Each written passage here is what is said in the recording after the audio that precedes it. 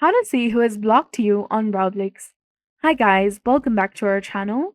So in this video tutorial, we'll be discussing about either it is possible to show or figure out if someone has blocked you on Roblox. So first of all, you need to open your Google Chrome web browser and then type in the search query about how to know if someone blocked you on Roblox first. And this will provide you some suggestions. For example, it says that it can be really hard to tell if someone has blocked you on Roblox. But if they did, you can't send them friend requests, message them, or join their games. Roblox does not reveal who blocked you for privacy reasons. Also, you won't see them in your friend list.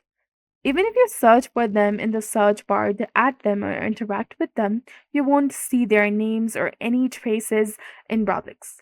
Or you can also make another fake account and search for the same person that you'd like to check if they have blocked you.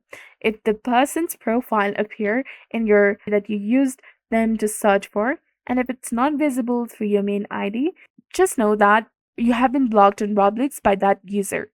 So it's that easy to figure out if someone has blocked you on Roblox. So if you found this guide helpful, please like, share, and subscribe. Thanks for watching. See you in the next one.